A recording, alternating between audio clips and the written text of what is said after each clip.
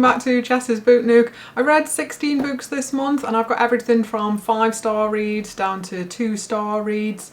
So it's been a little bit of a mixed month and I wasn't sure whether to film this wrap up or not because I've just done the mid-year freakout tag and some of these books are included there. So I'm going to try not to go over the same ones too much, but also there are a lot of ones that I didn't mention in that video as well.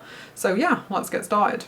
The first book I read is A River Enchanted by Rebecca Ross, and the only other book I'd read by Rebecca Ross before was Divine Rivals, which I'd liked but I didn't love it. I did enjoy this one more, and this one was a fantasy about Jack, who is a bard, and he returns to the island where he grew up and helps with the mystery of why young girls are disappearing there. And it's very like quirky. There's spirits who govern the island and things can be whispered on the wind. There's a rivals to lovers romance in this, but I'd say it's very much a subplot, so I wouldn't go into it for the romance. I'd go into it for the fantasy and the storytelling. I do think that Rebecca Ross's prose are just beautifully written. She has quite a lyrical style, but not an over-the-top lyrical style, so yeah, I really enjoy her writing and I enjoyed this one overall. For me, this was a solid 4-star read but not a 5-star read. I didn't get that 5-star feeling. I didn't feel like I'm gonna remember this book that much, but yeah, I had a good time. The second book I read in June was The Memory Police by Yoko Ogawa, and this is translated Japanese fiction. It's a dystopian and I read it in my dystopian reading vlog and it was in my mid-year freakout tag as the most shocking book. So I don't want to rehash what I said too much, but I will just quickly tell you that this book is brilliant. This book, it just absolutely blew my mind. I mean, you can see my just unadulterated shocked reaction in my dystopian vlog. It's basically about a place where memories just go missing. Things just keep going missing and then no one can remember them, and for the rare people that do remember them, there are memory police who hunt them down and those people aren't seen again. The writing in this is brilliant. It's so haunting and it gets more and more surreal as it goes on. Just a really thought-provoking read. This is 5 stars for me. New favourite. It did take me a while to process my thoughts on it though. I just sat there for ages and just, you know, just stared out. But yeah, I really recommend this one. The next one I read was Turmush by Sven Holm, and this was a really short novella, and I also read this as part of the dystopian reading vlog. And I wanted to like this more than I did. It was okay. I really liked the premise. So the premise is that there's a group of people who are in this, I want to say bunker, but it's bunker's not quite the right word, but I can't remember the exact, see the book is already fading away from me. Yeah, they're basically a bunch of rich people who have paid for this bunker where they can all go during the apocalypse. So when the end of the world happens, they are safe in there. However, then all of these, you know, common plebs with no money who can't afford to be in there, they start turning up and they are really sick, and there's sick children turning up, and there's some discussion amongst the rich folk in there of like who should we be letting in. It had this really good premise, like I say, but the writing for me was very stilted and just disjointed, and honestly I don't know if that's the writer or the translation, or if perhaps it was meant to be like that and I missed the point of why it was like that, but it just didn't hit emotionally for me. So unfortunately this one got a 2.5 stars. It was just okay. The next one I read was another dystopian for the reading vlog, and this was Station 11 by Emily St. John Mandel.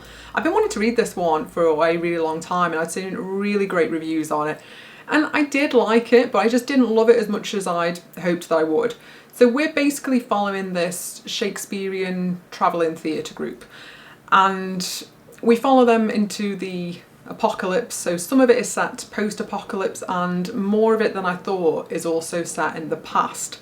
I was hoping for it to be a little bit more fast-paced, because as much as I do love having developed characters, I felt like the plot was kind of sacrificed to explore the characters, and especially because one of the characters we were exploring, like I just didn't really like him, and we went into his family drama and his different wives, and he was a celebrity and all of that. It just wasn't really for me. But then there were parts of it that I did really enjoy, and I will say that her writing is absolutely beautiful, so I would definitely read other books by her. I did like this one, I just didn't love it. And so I think this one for me sat more at like a 3.5, maybe a 3.75, because it was really well written. The final one in my dystopian reading vlog was Sunrise on the Reaping by Suzanne Collins, and this is the prequel to the Hunger Games. And this was just like a trip down memory lane, you know, this was very nostalgic. I love the Hunger Games. I read the original trilogy when I was 18, when they first came out. Suzanne Collins is such a good writer, and she's so good at building tension and suspense. Overall, it was a 4 to 4.5 for me, because I did really enjoy it, but it didn't have that 5-star feeling. The next book I read is People We Meet on Vacation by Emily Henry, and I chose this in my June TBR prompt jar video for the prompt of a book that you are worried that you won't like but is popular. I'd seen very mixed reviews on it, and I'd seen some people whose reviews I trust say that they really didn't like this. However, I completely disagree, and again, I won't go into it too much because it was in my most surprising books in my mid-year freakout tag video, but I will say that I absolutely loved this, and I loved the relationship between Poppy and Alex. Bits of this made me laugh out loud. I love the banter. Emily Henry is so good at banter, and I think this is some of her best banter yet. And there's so many like memorable quotes in this. Like, I have tabbed this baby up. I can't believe I put off reading this for so long. I don't know why I didn't think I'd like it. It is so good. I know that, like I say, that's not an unpopular opinion. A lot of people do love this, but I know that there's also a lot of people who don't like this, and I've seen people I trust say this is one of her weakest books, but you know, I disagree. I think this is one of her absolute best books, and I will, you know, I won't die on this hill, but I am willing to, like, I don't know, like spray my ankle on this hill.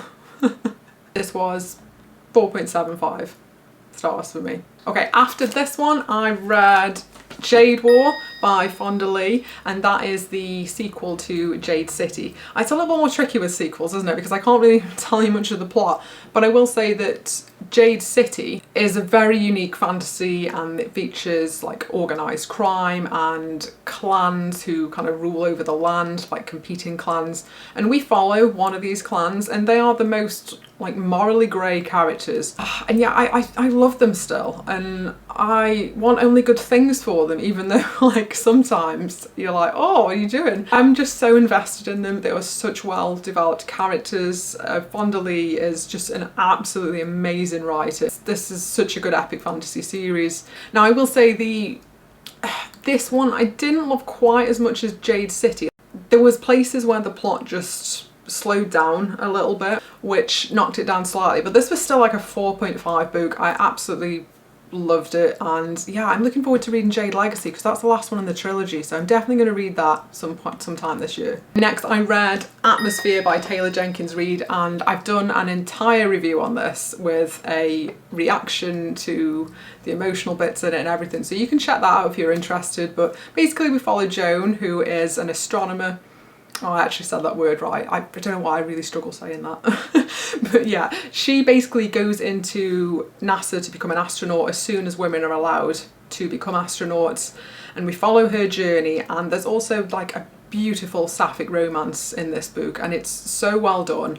I think the problem for me was that the first 30% of the book were just kind of slow, and personally, like, I haven't got any interest in astrophysics space. And yet Taylor Jenkins Reid did manage to make me become interested in it, and this book just gathered momentum, and it got so good as it went on, and by the end it just hit me so hard emotionally, and I was so invested in it by then. This one was like a solid 4-star read for me. Next up I read The Adventures of Amina Al-Sharafi by Shannon Chakraborty, and I went into this with such high expectations, and maybe that's the problem, that I went in with my expectations too high.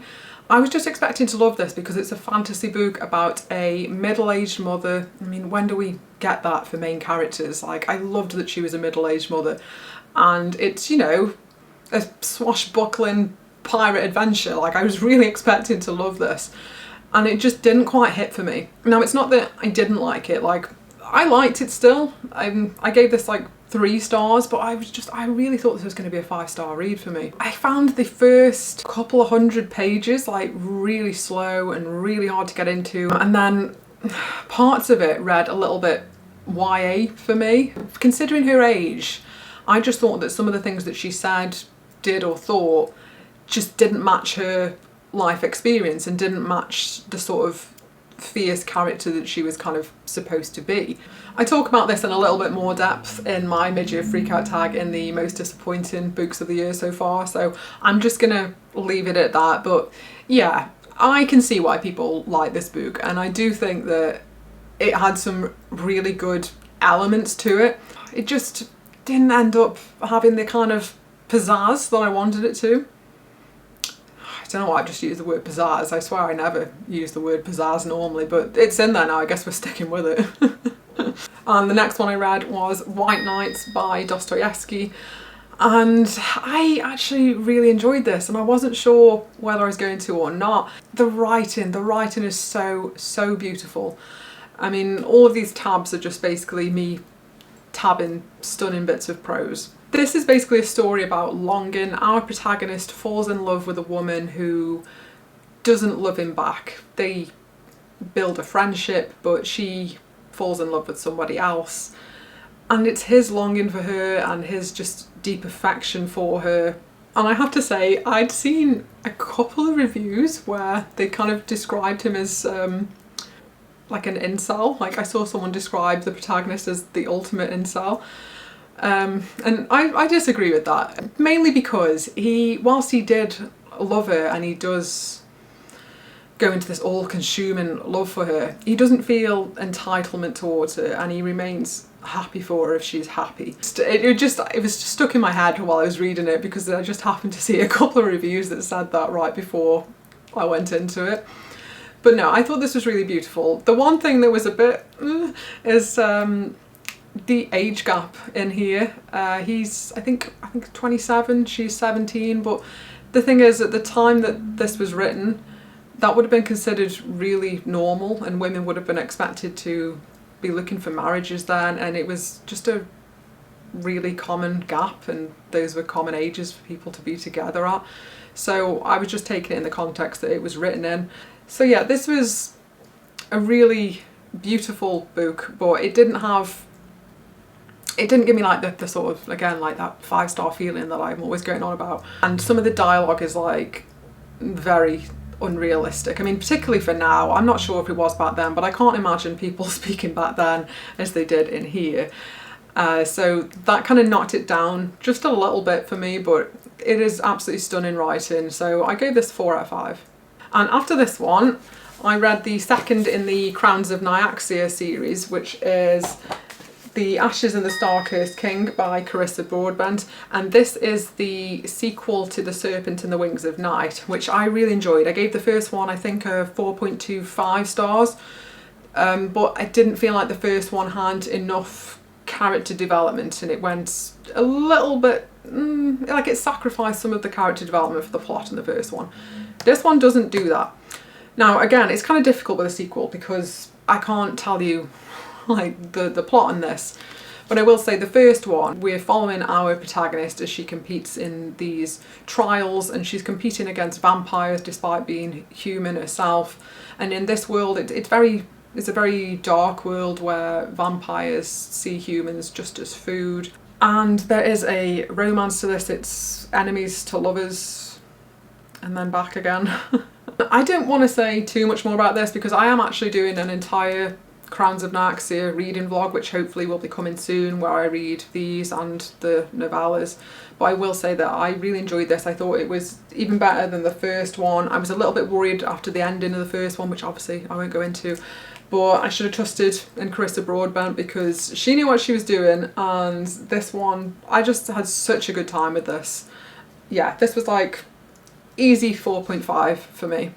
And after this one, I read Everything You Were Looking For Is in the Library by Michiko Aoyama. And this is a very short book. It's a Japanese book, and it's basically like interconnected stories where everyone meets a librarian and she gives them a book that helps them in some way. It's like very wholesome. It's very like just cute and whimsical, and it'll make you kind of feel good. I will say, like, I don't think it's like a really deep book. I don't think there's anything life-changing in it. However, for me, it did pick up by the third little story in here, and that's just because in the third story we meet a mother of a young child who I could kind of relate to. Natsumi is the mother of a toddler, and she talks about things that it often feels in society that mums aren't allowed to discuss. She talks about how much you love your child, but at the same time how kind of boring the day-to-day of just being with a baby or a toddler is, and the craving for adult conversation and that craving to just be able to be yourself and kind of do your own thing. And those are topics that a lot of mums are shamed for when they're brought up, so I always appreciate when they are discussed. And she also talks about being pulled between your career and between raising your child, and how this is such a problem for women, and it seems to be a problem that goes across different cultures. I really appreciate discussions on this. It didn't go into it that deep, but I did really relate to Natsumi, and this one did kind of pull it up for me.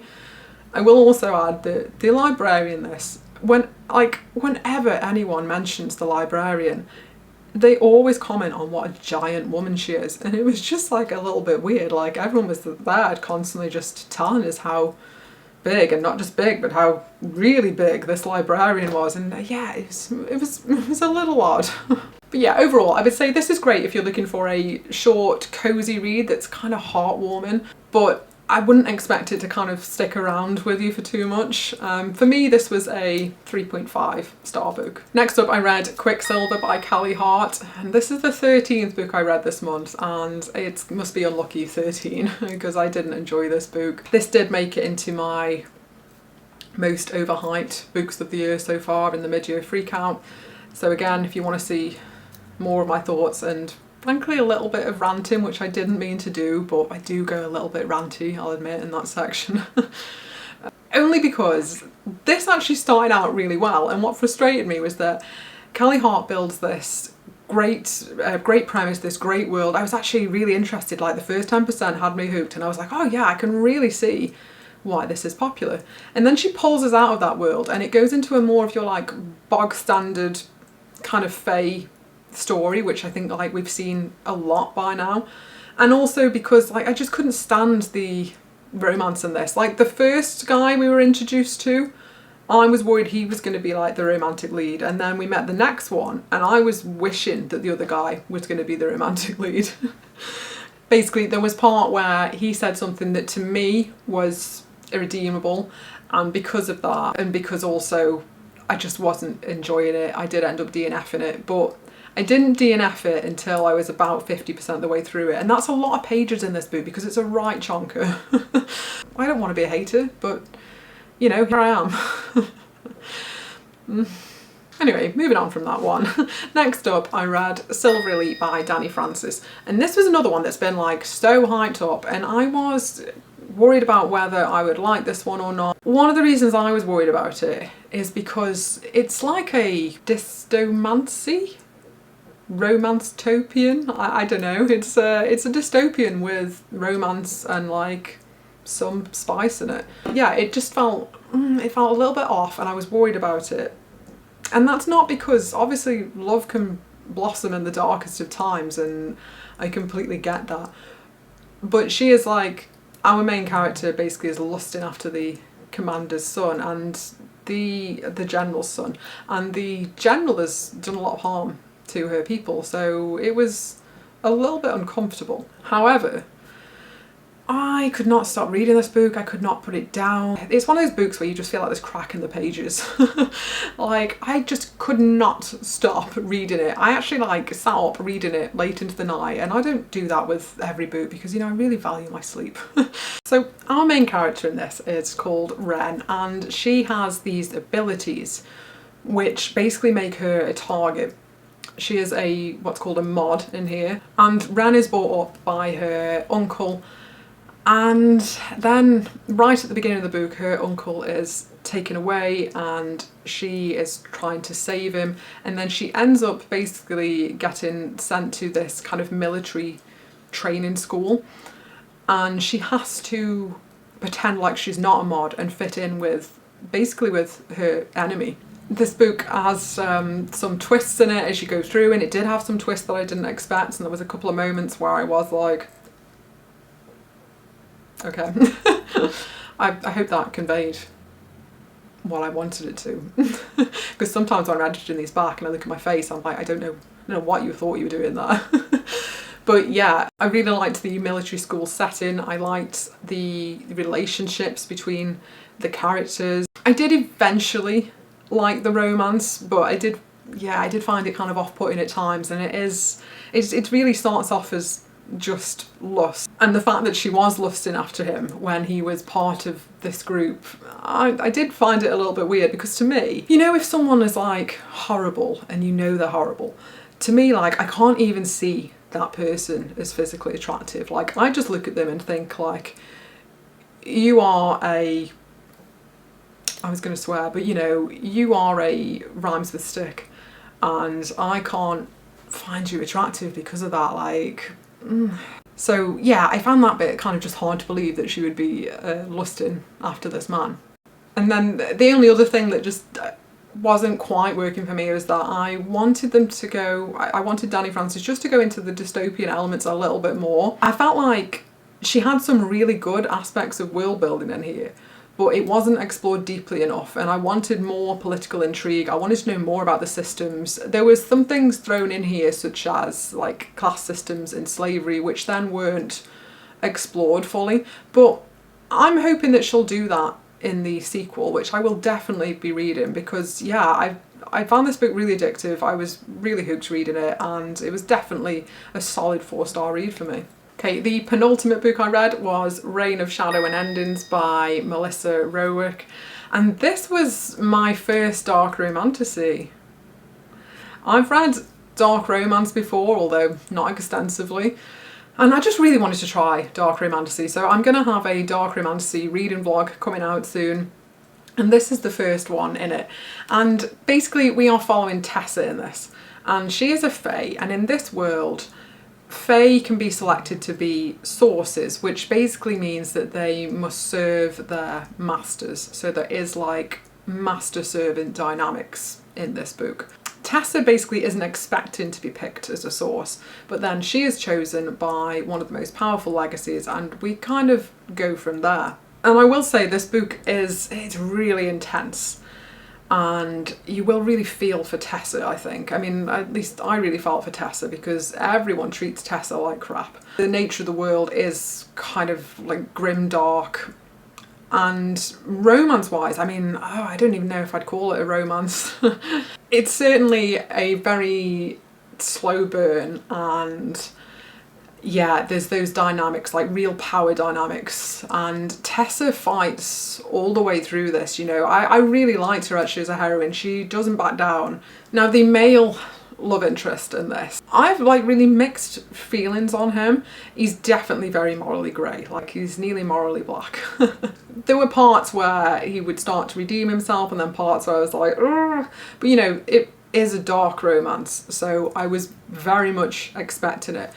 And I have to say that this book, it really hooked me in straight away. This book is over 700 pages, and I read it in a day, like, which is just nuts. So I did find some problems with it, but I also was just hooked. Overall, this was like a solid 4-star, and yeah, I would definitely want to read some more dark romantasies, and you know, obviously I will be doing for the vlog, so hopefully that goes well.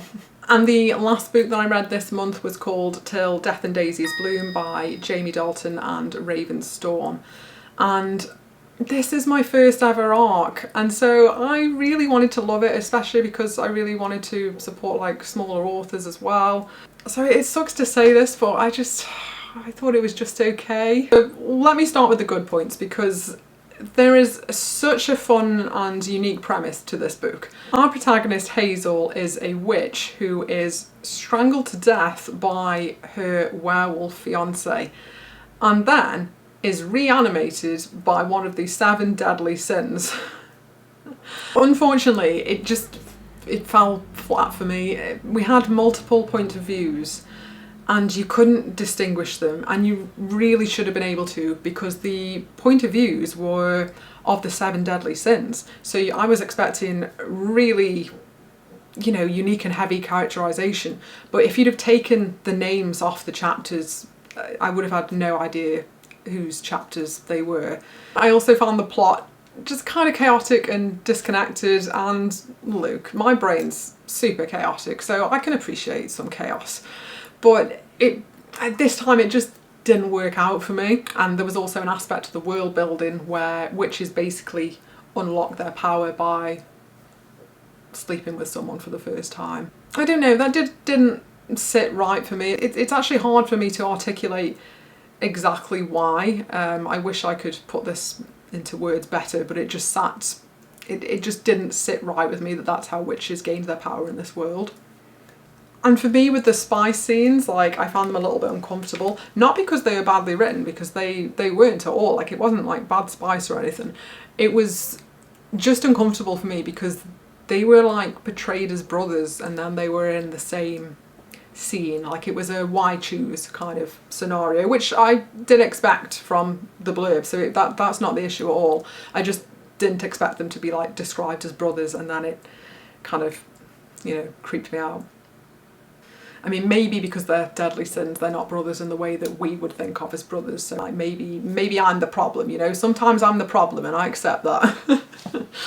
And, you know, another thing that might again be a me issue is that I had kind of an issue with how the Greek gods were portrayed in this. The reason I say this could be a me thing is because I'm someone who has a really deep reverence and respect for Greek mythology and for mythology in general.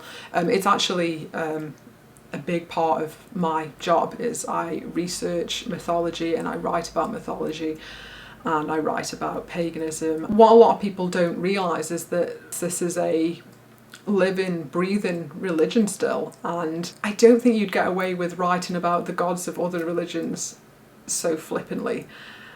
And yeah, it didn't sit right with me. And it's not even just that, it was kind of the tone. So like Hecate, goddess of witches, is in here and she says toodles, and I guess it's meant to be irreverent, so yeah, maybe it's a me thing. I found it a little bit flippant. I wanted to love this, I really did, like I say, and I was really grateful for the arc, but it just didn't end up being for me, and unfortunately I did give it a 2 stars. Now I will say, if you are looking for a very kind of out there plot, and definitely with some spice, because this does have quite a bit of spice in it, then you might really enjoy this book, and I can definitely see why people would enjoy this book, and it has got some good ratings. So I am definitely the dissenting view at the moment according to Goodreads amongst ARC readers. I don't think I'm like a really harsh reviewer, but I am a critical reviewer, and I do always want to be honest, no matter how much I do want to support smaller authors. The main thing for me is that reviews are for readers, and I just always want to be honest with any feedback that I give and honest with you. So yeah, whilst it sucks to like give a lower rating, sometimes that's just what has to happen, you know? Okay, so that was the 16 books that I read this month. And overall, I think a pretty good reading month because, you know, I had no 1-star reads, so that's always a win. And I found some books that I absolutely loved. Let me know what you've been reading this month, what were your best books of the month, your worst books of the month. Let me know if you agreed or disagreed with me about any of these books. And if you liked this video, please do drop it a like, because it really helps out like tiny little new channels like mine, and any channel, you know. But yeah, I hope you stick around. Thanks for watching, and I will see you soon. Bye!